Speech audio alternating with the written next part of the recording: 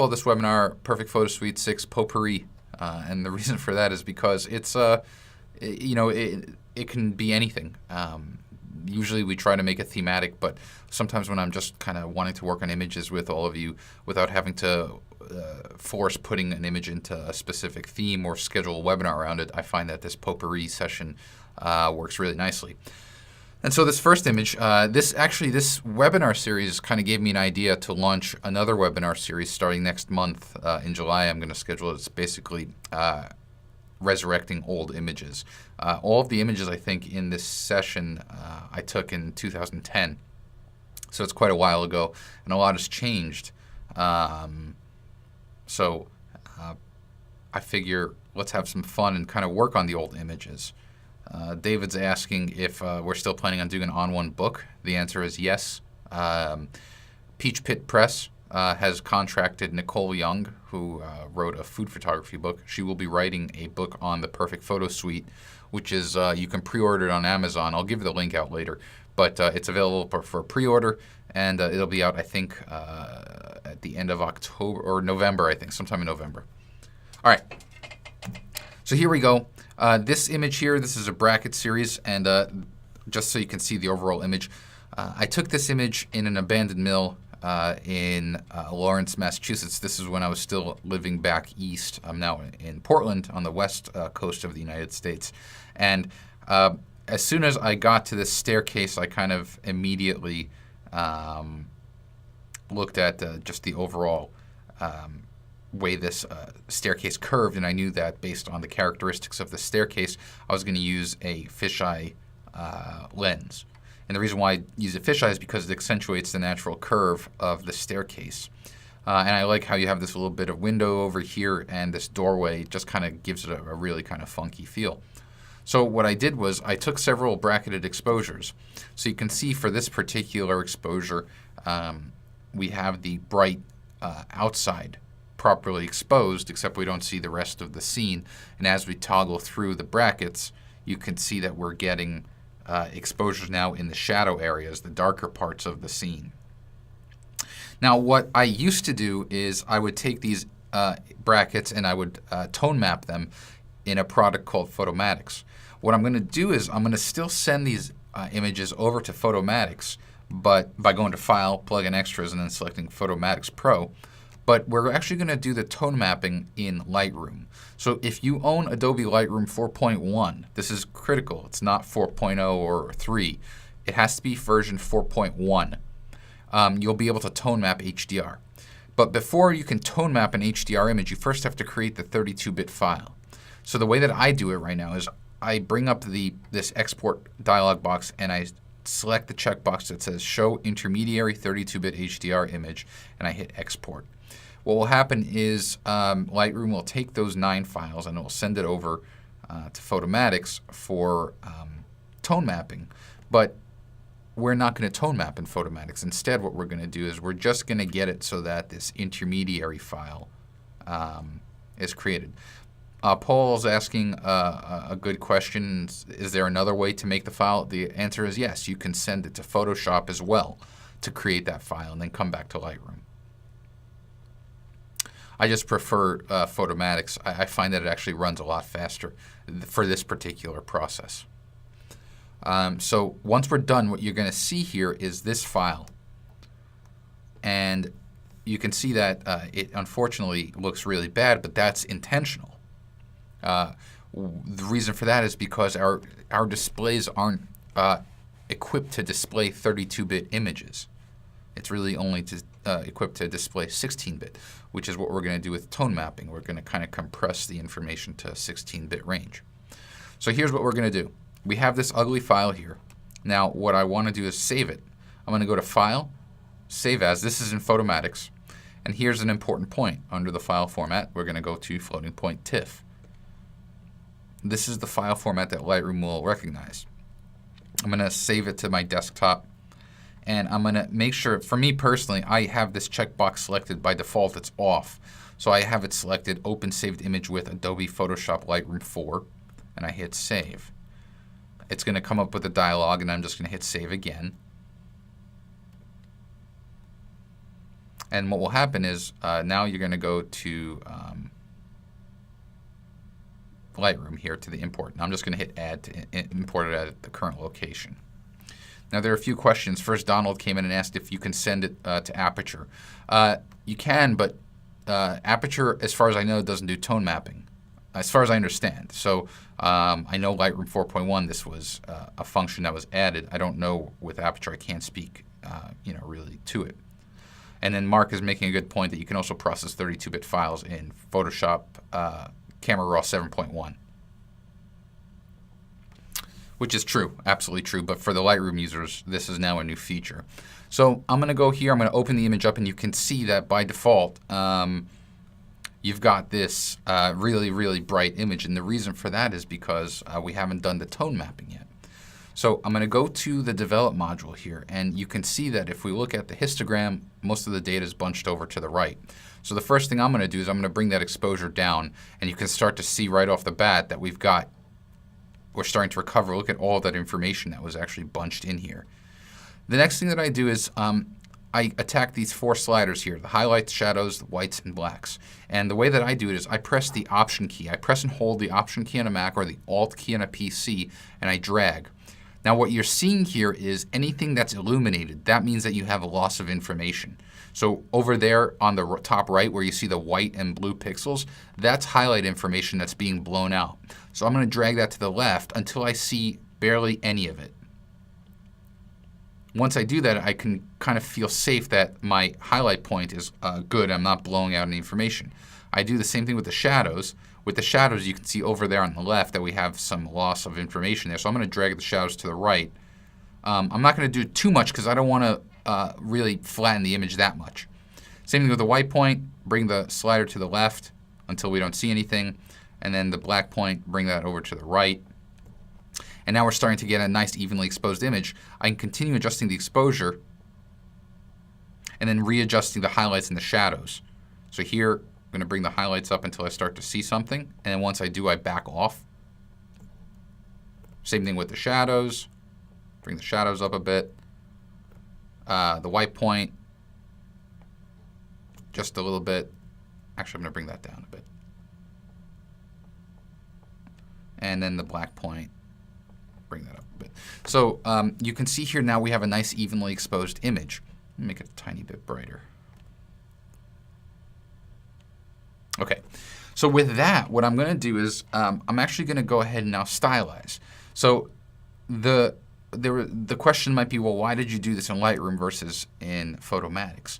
And the honest answer is I find that Lightroom gives me a much more natural result. Which is really kind of, as I evolve as a photographer over the years of doing so much HDR work, I find myself more and more inclined to getting the most natural result and then choosing how, I guess, surreal I get in stylization. So you can see here this is a pretty nice, evenly exposed image. In fact, let's go here to, and we'll drag it over to the folder. So now we have the image there, and we can compare the two images. Let's just put them side by side.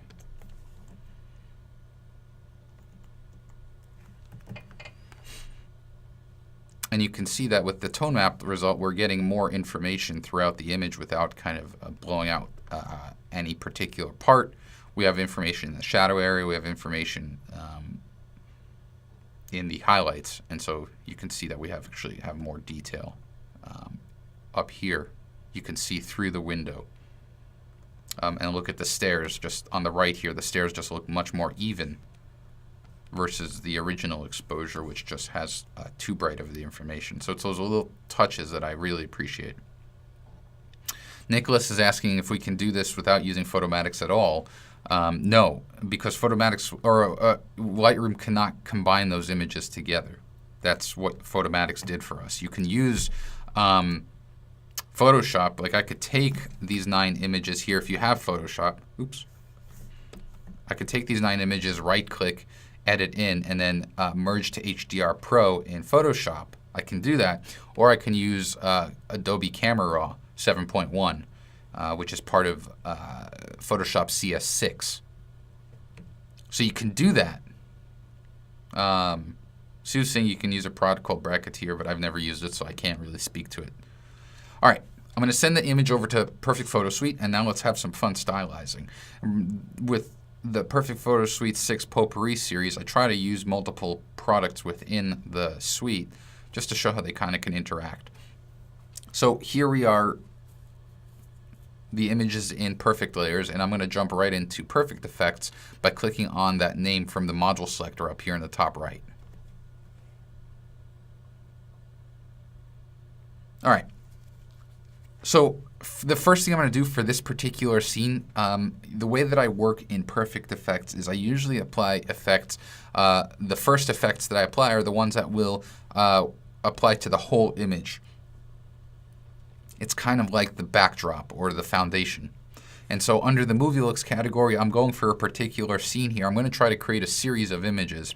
And so one that we have here is called Urban Sickness, one of my favorites for these kinds of grungy scenes. And you can see what it does. It primarily attacks the channels, the color channel of the highlights, and it gives it this kind of funky green.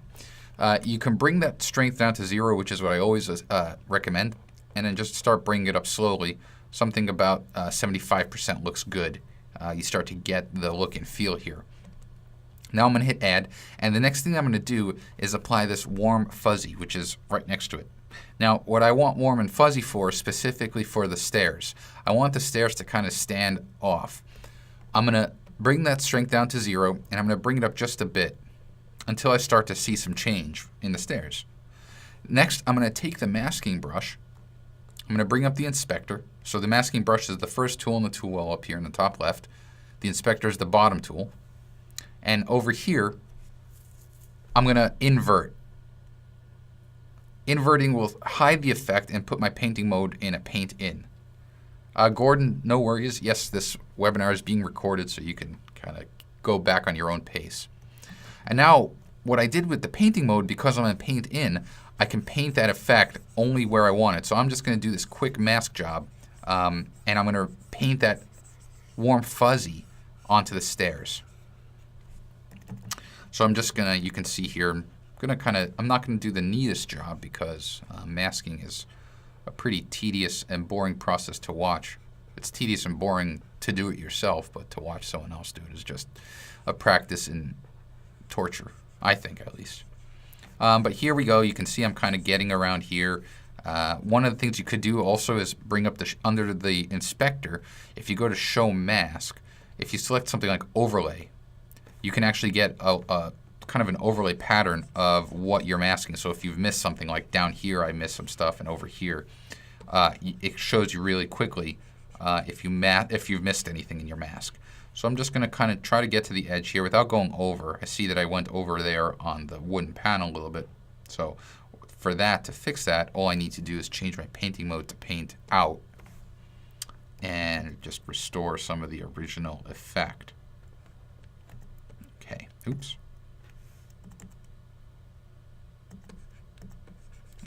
Oops, what am I doing? Oh, I'm hitting the wrong key. I was hitting the C key instead of the X key. All right, let me just get this, and I'm going to hide the mask. All right, so you can see here that, oops, we've got that effect. I'm going to kind of get it up there. I'll just go through the handlebar over there. It'll be our secret. One of the things that I also want to do here is I want to see if changing the blending mode will change the overall look of the effect. So if I go to the blending options, I'm going to get this new dialog box. I can close the inspector for now. Actually, let me close it first because I don't want to confuse anyone. I can cycle through the different blending modes, and I can see if that warm fuzzy blends any better with one of the others. Like soft light looks pretty cool, and hard light looks cool. So I'm going to stick with hard light. I actually love what it does here. And I like it because it actually kind of differentiates. It lets the stairs stand off of the rest of the scene here. So I can hit apply, and now I can kind of refine that mask. I can see that I'm missing with the blending mode. I can see some parts that I'm missing even more. So I just want to make sure that I'm kind of neat with that. And then there's some stairs down here, so I'm going to get that area right there as well. It's all about consistency. Like if there are stairs down here, you want those stairs to have the same look That's a really important part of stylization, is maintaining consistency.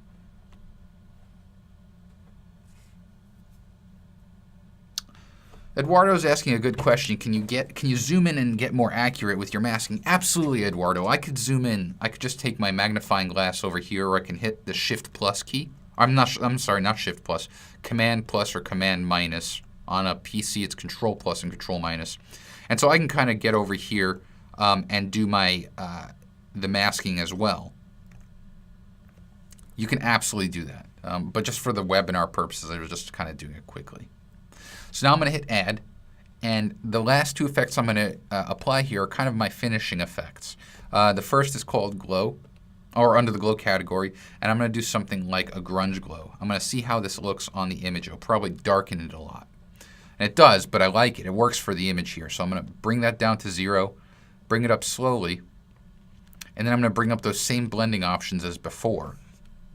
I'm going to cycle through. I usually start with multiply and then go to soft light and hard light. In this case here, I like soft light. Going to apply it, and you can see this really nice kind of funky glow. Donald's bringing up a good point. Donald's saying, I lost all the shadows, which I previously worked to get back. I don't know if this will make sense, Donald. And you were right. So what Donald's saying, you see here all the shadows, I have no detail. And the whole reason why I tone mapped was so that I can have that shadow detail. When I stylize, stylization is tone mapping and stylization for me are two very different things. My goal when I start stylizing is to have the best possible launch pad, the best possible benchmark. I want my image to be as evenly exposed as possible. Whether I lose shadow highlight or shadow details or highlight details in the process of stylization is irrelevant, because I want to make sure that the details are there before and that they're there for me to choose whether I want to lose them or not. And in all honesty, this particular scene, for me to get the effect that I want, I really want to have kind of embellished shadows. I really want there to be more shadow than highlight. So I don't mind that. However, I know I can go back to the original image here. Oops. That's my original image. I see all that information. I've got it here. But when I stylize it, that to me looks much more effective. One of the things I can do, though, is I can go hit Add and then go to the Color and Tone category, scroll over to the right, and go to Tonal Contrast, which will apply texture to the whole image. But one of the things you can do is, one of the sliders here is called Shadows. As I bring that over to the right, what happens is it brings back some of that shadow detail. So with something like this, I'm going to bring that strength down to 0, and I'm only going to use a small amount of it just to bring a little bit of texture. It gives the image kind of that finishing look. One last effect, if I hit Add under the vignettes, the last vignette is called Subtle Vignette, and that does a really nice job of kind of burning the edges just a tiny bit. And so that's our image. Watch, if we kind of hide the image for the before and after, here's the original tone mapped image. This is the stylized image. So kind of, totally different look. And based on the scene, based on what we have in front of us, the fact that I use a fisheye to warp the natural curve of the staircase and kind of using urban sickness to change the look of the color of the highlights, I think we did a really fun job here of giving this shot a very kind of grim feel. So let's go with some of the questions here. Thank you, Larry. Can the brush and blending options be used in Lightroom? No, Sue. These tools are proprietary to the suite. You can send your images just like we did here from Lightroom over to the suite, but we don't have masking brushes or these effects in Lightroom. Eduardo's asking if a Wacom brush is recommended. I recommend it, Eduardo. We have built-in support. We have if we bring up the masking brush, there is built-in Wacom control support, so I can control how large the brush size is and how strong the brush is based on the pressure sensitivity of the Wacom. I use Wacom tablets everywhere I am. I have one that I travel with. I have one here in my webinar studio. I've got one at my desk here on one. I've got one at my desk at home. So I love them. To me, I can get the best possible edits because for me, holding a pen, I can get very fine results. Do I like the exit sign? I do actually, Dennis. I can embellish that too, actually. But my point with the Wacom is I can get much more refined control than if I used my entire arm and wrist with a mouse. Okay, I'm going to cancel out of here and we'll move onward. Actually, I totally forgot one of the things I wanted to do, but we'll do it on another image here. All right, similar scene. Same place. This probably is a better illustration of why tone mapping in HDR is important. This is an abandoned mill, and I really love just, again, with the fisheye, the way that it curves all of these straight lines, but I also like the overall kind of directionality here from this bright room to the dark room. So we're going to repeat the process here of taking the bracketed images and send them over to Photomatics so that we can create that tone mapped image. Or not the tone mapped image, I keep saying that, the 32-bit file. So while that's going on, I'm going to see if there are any questions. I think I handled all of the questions so far. I'm just going to clear them out.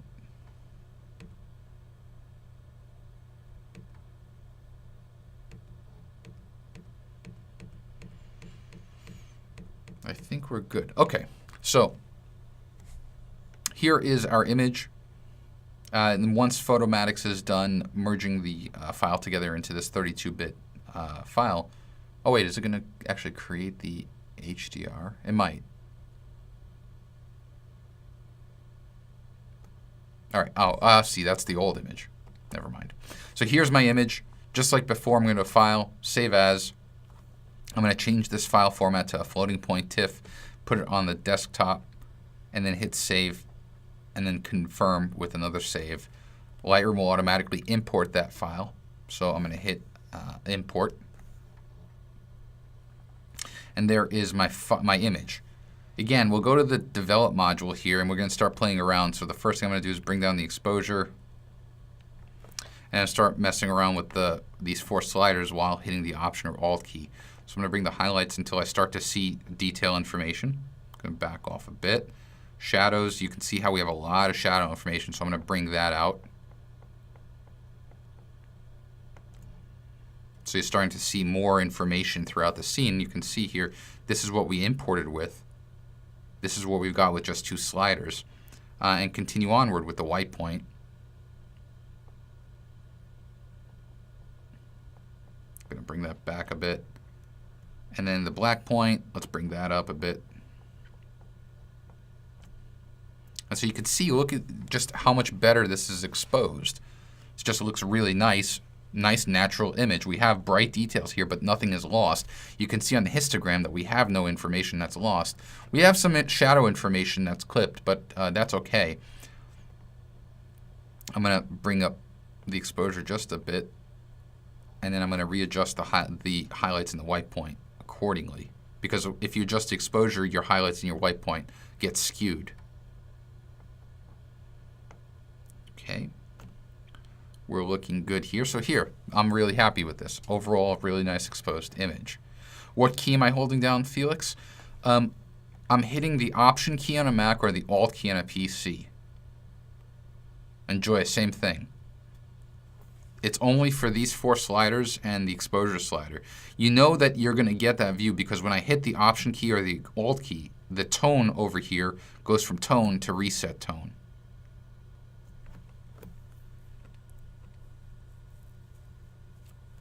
All right, I'm going to go over here and go to File, Plug in Extras, and we're going to start stylizing by going into the Perfect Photo Suite.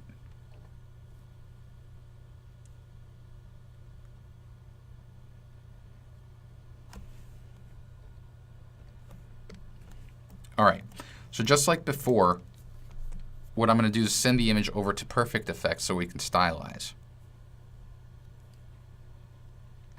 The first effect that I'm going to apply is under Movie Looks, and it's called Blue Dawn.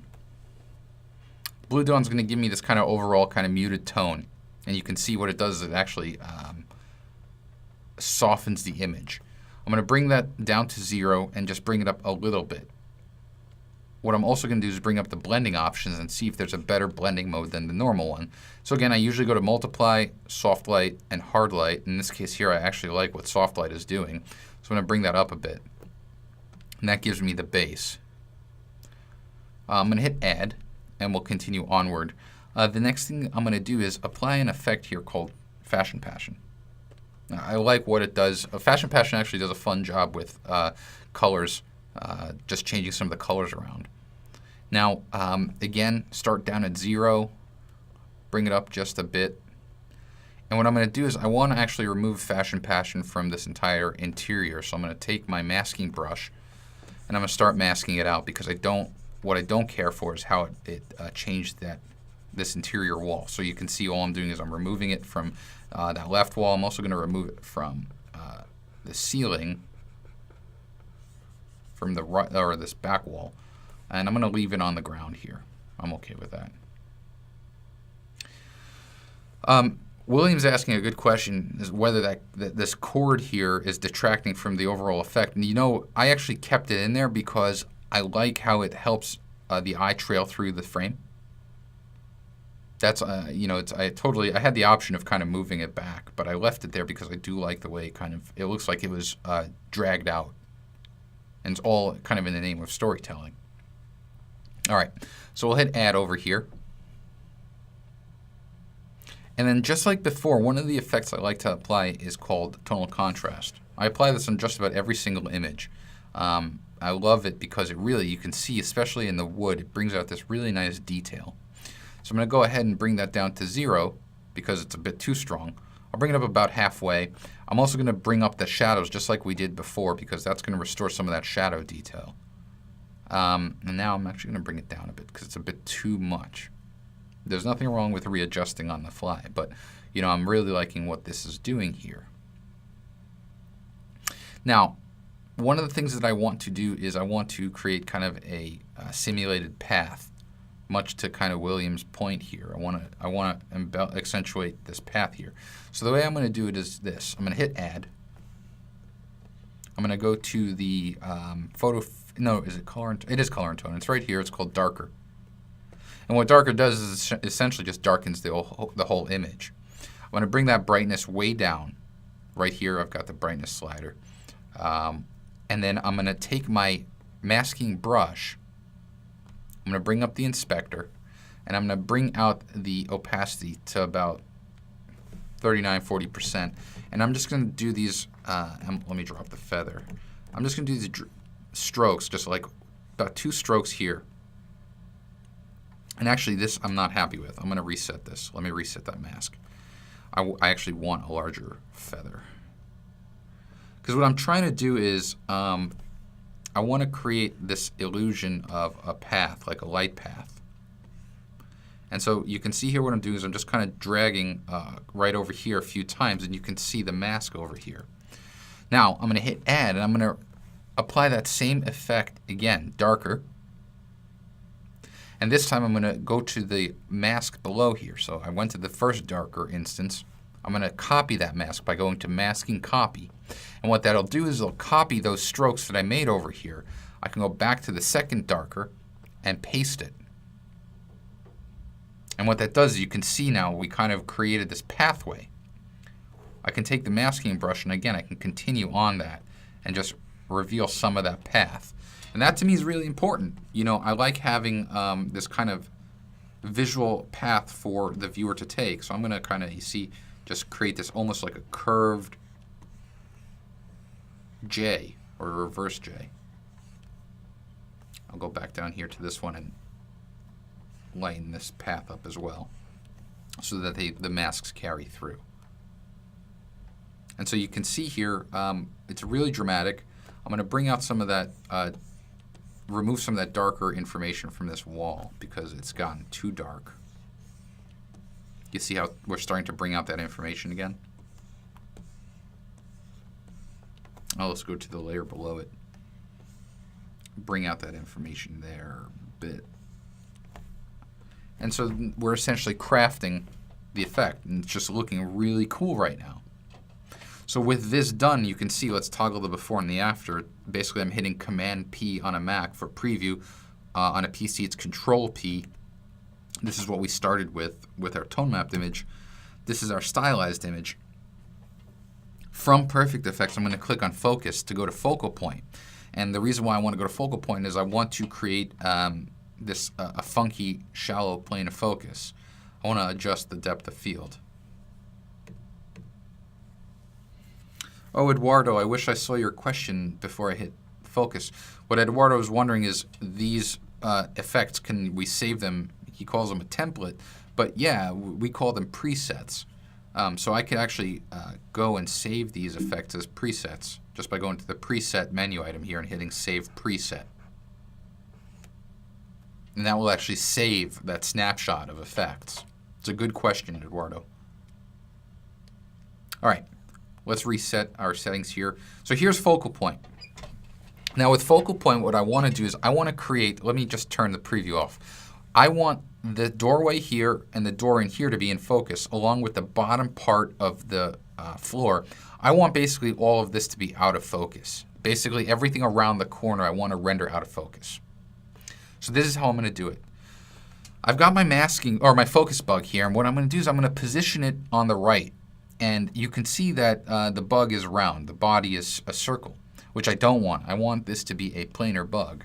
So on the top right here, under the focus bug palette, there's a shape. I'm going to change the shape from round to planar, and I'm going to put that vertically over here on the right. And I'm going to extend it until I start to see that corner get in focus. Now I still have that bottom part that I want to be in. You see how basically everything to the right here is in focus, but everything to the left is out of focus. The problem is that this area here is also out of focus, which I don't want. I want that in focus. The way to do that is by hitting the plus sign right here under the focus bug palette. I can create another bug, another focus bug. I'm going to change that to planar as well, that planar bug, and this time instead of making it vertical, I'm going to shift it to be horizontal, and I'm going to put it on the bottom here. So now you can start to see that we have this plane of focus right here, and we're starting to render that out of focus, this background. Now the background's really, really dark, so I'm going to, under the options palette, I'm going to bring up the brightness to brighten that up. And I'm going to bring the amount of blur. It's too blurry. I'm going to bring that down because it's way, way unrealistic. So I'm going to bring that down, and I'm going to bring up the highlight bloom, which will basically bring out those specular highlights in the background. Now watch this. If I zoom in, you see how these specular, let me zoom in a little bit more, maybe it'll be easier to see. You see how the specular highlights look like these little octagons? I don't want that. I want it to look like a pure circle. Basically, these specular highlights are simulating whatever shape you see under the blur right here in preview. If I take the curvature slider and I bring that all the way to the right, it turns into a perfect circle, and you can see now that we have these nice circles. To adjust the brightness of these kind of bright areas, that's that highlight bloom slider that I used. So watch, if I bring that highlight bloom slider up, all these little specular highlights pop. So here's this background. The last thing I'm going to do is this edge of the wall is slightly out of focus, which I don't want. I want that to be sharp. I can take my focus brush. It's down here on the bottom. It looks like a little paintbrush. And I'm going to make sure that under the focus brush palette, my paint focus mode is on and that I'm at 100%. I'm going to bring the brush size up a bit. And I'm just going to draw along here. And you can see how that edge is starting to snap into place. And that's really important for authenticity, for me at least. I want to kind of keep that edge sharp.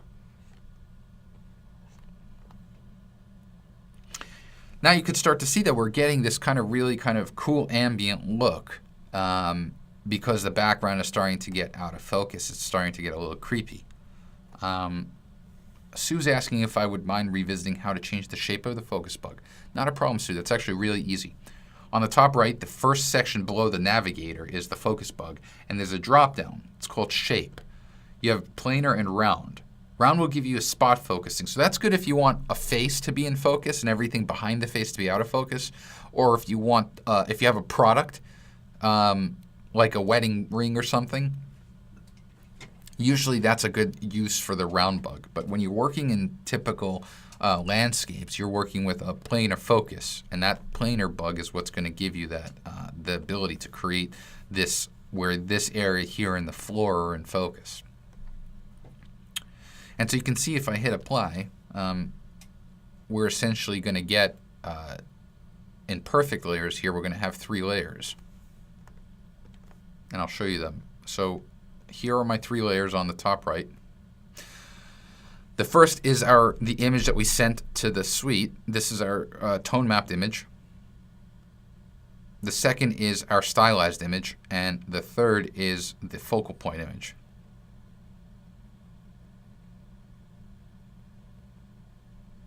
And so this is basically the stair stepping, and when I hit save, we're going to return back into into Lightroom. Paul's asking if I feel that the right hand's a bit over bright.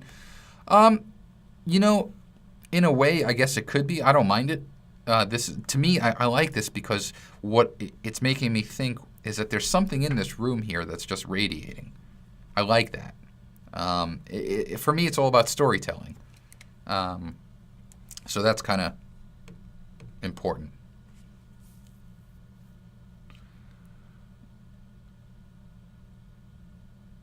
Dennis is asking a pretty good question. Dennis is saying, after all this work is done, how do you save it to a different file as opposed to simply save? So what Dennis is saying is under the file menu here, there's save and save as. So Dennis, let's try to think of it this way. If you're saving as, that means that you're probably using a file system other than Lightroom. If you sent the image over from Lightroom to the Perfect Photo Suite, the suite does not act as your file system, so you're not going to use it to rename. What you're going to do is you're going to hit save to update. If you want to output it with a different file name and change the extension, you would go to export. And so with export, you can change that file name. You can also save it as a JPEG or a TIFF. Now, let's say you want to change the file name of this. You hit save. The suite is going to create the updated file, and when we go, once this is done, when we go back to Lightroom over here,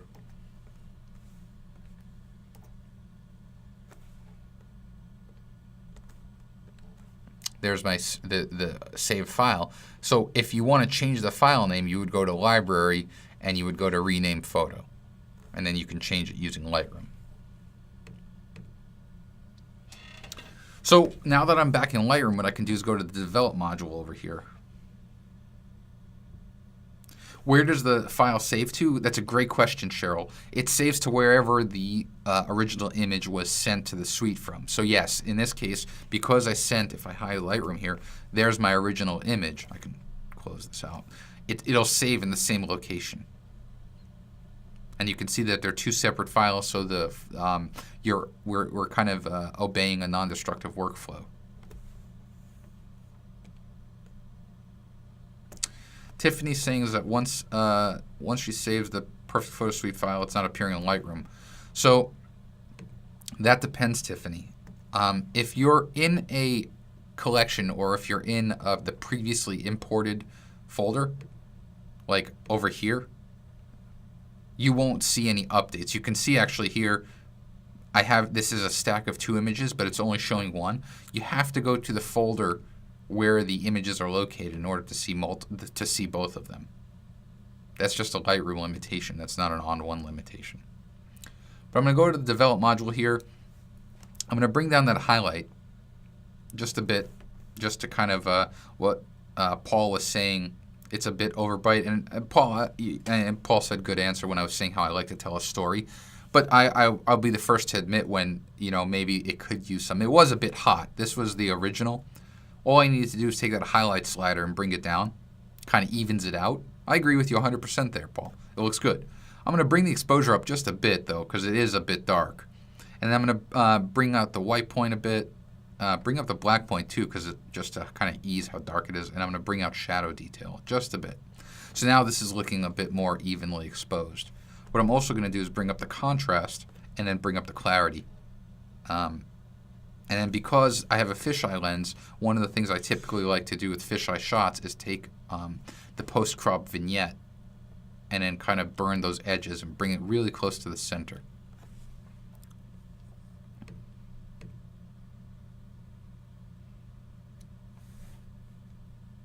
And so here, this is our image here. And if we go to the library mode, and we just go to the before and the after, I mean, it's two totally different shots.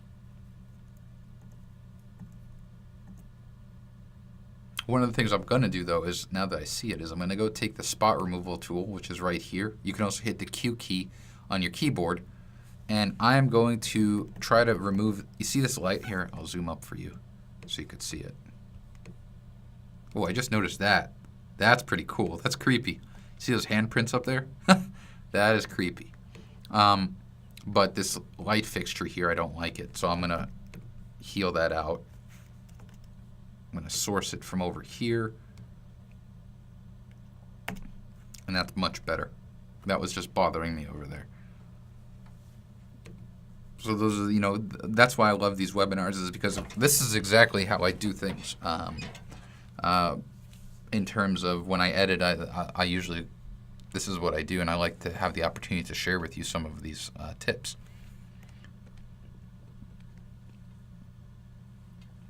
All right, Daryl, let's see what Daryl's question is. Once you bring the image back to Lightroom and work on it, can you re-edit the layers from Perfect Photo Suite 6.1? Absolutely. I can take this. So, Daryl, here's my PSD file. I'm going to go back, File, Plugin Extras, Perfect Photo Suite.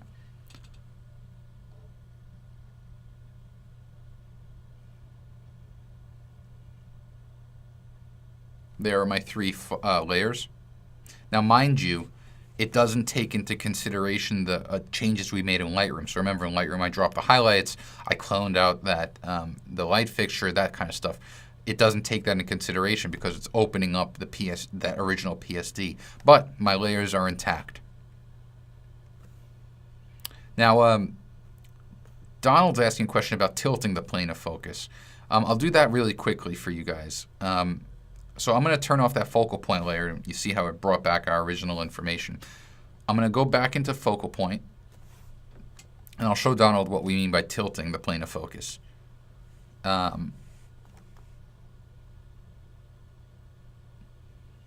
right, so I'm going to reset all of the settings here, which basically brings us back to square one.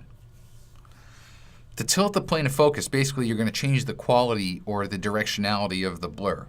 So again, the first thing I did here, remember, I took my round bug and I changed it to a planar bug, and I kept it vertical. Now I put it over here on the right, and I adjusted the width so that until I started to see that edge blur. To tilt the plane of focus, what I can do is I can make it look like the directionality is changing. I put the cursor inside the body of my bug. So here's the body of my bug is inside of here. And I'm going to press the Option key on a Mac or the Alt key on a PC. And then I'm going to start dragging.